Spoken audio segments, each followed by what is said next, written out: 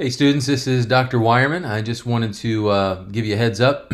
I just finished the book reviews and I couldn't be happier than with your all's work on those. And I just wanted to say thank you for taking the time to work on those. It's obvious that you cared about what you read. It sounds like several of you liked the books that you read for the Old Testament ethic as it applies to the New Testament believer, and that's exactly what I wanted to kind of pique your interest as well as to challenge you on a few things, and wanted to just commend you. I can honestly say, over my last several years having taught in the grad school, this particular class, this by far has been the best class in executing on the book review. So I wanted to commend each of you. There were I don't give out B's or A's for that matter, but there were several in this class, and I'm so thankful that y'all took the time to actually care about the assignment enough to give the energy and effort that you needed to give to it. I wanted to let you know too, just a few things that I noticed just to help you in going forward. And I didn't deduct for these things, but this is just to help you, whether this is your last class that you have with us or whether this is your first class that you have with us. I just wanted to give you just a few pointers in writing that will help, especially your reader, because I've oftentimes said that writing is a service to the reader. A lot of times, if you just compare what you hear about in the book of Proverbs, that a fool delights in airing his own opinion, but then you see the way of the righteous person is one who comes and serves others. And so I want you to consider your writing not just an assignment that you're supposed to do, but rather a service to other people. So here's a way to do that. I want you to, first of all, break up long paragraphs. There were several of you that wrote like really long paragraphs, like 2 pages of one paragraph.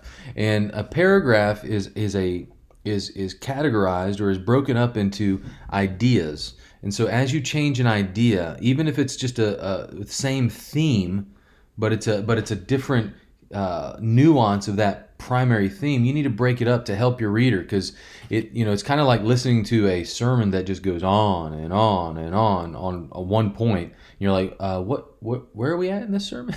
And so that's exactly so you're serving your reader by breaking up long paragraphs into shorter paragraphs. Secondly, I'm assuming that you are referencing the NGU Style guide. So I'm not going through, I'll mark a few things, but I'm not going to go through as your editor and do that. But I will discount. I will deduct points for not following the NGU Style guide. And then, but you need to be familiar with it. And that's in the class under the course resources, the NGU Style guide. And for the majority of you, I mean, almost all of you followed the Style guide almost perfectly. But there were several issues by way of italicizing books, not capitalizing the appropriate words in a book, for example.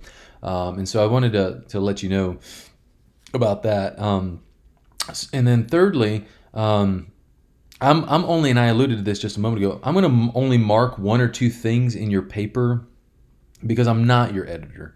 So I'm not going to go through and mark every typo, but you can be sure that I notice the typos. So if I mark it in your paper, that's a clue that you should be reading all of your paper for that particular issue. So whether it's a formatting issue, whether it's a typo, whether it's a grammar issue, whether it's support for an assertion, and I've said that before in other videos. Like when you make assertions, you need to footnote it.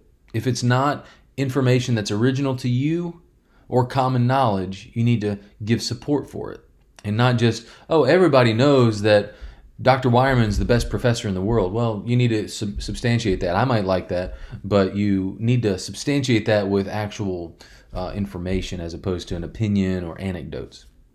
When I'm reading your paper, just so you know, for the final paper that I'm going to be grading here in a little while, I'm looking for content.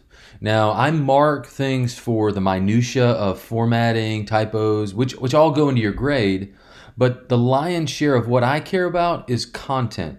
The other stuff is important too, so don't think, oh, I don't need to care about format, I don't need to care about typos or that kind of stuff. That would be a mistake. But you need to make sure that you have a clear thesis statement. This is by far the biggest issue in papers and writing in general, is that there is no thesis statement. Because there's no thesis statement, there's no purpose that is very clear in the paper. So your thesis statement needs to be clear, crystal clear, and every point that you make after that in your outline on the paper needs to feed that thesis statement. So those are just some quick helps. I didn't want to make this a really long video, but I did want to let you know too is that I'm always here for you. And I know that you probably heard that before from several profs, but it's true. All of us mean that. We're here for you. We're here to support you. We're here to help you. I still get calls or emails from students I've had in the past, and I'm always happy to field questions. And maybe you're preparing a sermon and you're like, I don't know about this. Reach out to me. You got my email. You got my phone number. Reach out, and I'm happy to talk, because this is a beginning of a journey in work in the Old Testament. And again, you're learning just the rudimentary principles of the Old Testament and the New Testament and hermeneutics and all these things. You're learning these rudimentary principles that we are praying that you'll apply for the rest of your life. So this is just the beginning chapter of your journey in scholarship. So just wanted to let you know that. Recorded a quick video here, and am so thankful for each of you, thankful for the time that you put in. Oh, and lastly, always reread your papers. It seems like many of you reread your papers, but always reread your papers. The difficulty a lot of times is not writing. The difficulty is rewriting. That's where good writers actually are found, is in the rewriting phase. So always rewrite. But again, wanted to end on a note that I am here for you, and I am always willing and able to field questions or meet with you or anything like that. So hope you're having an awesome day, and I will talk to you soon.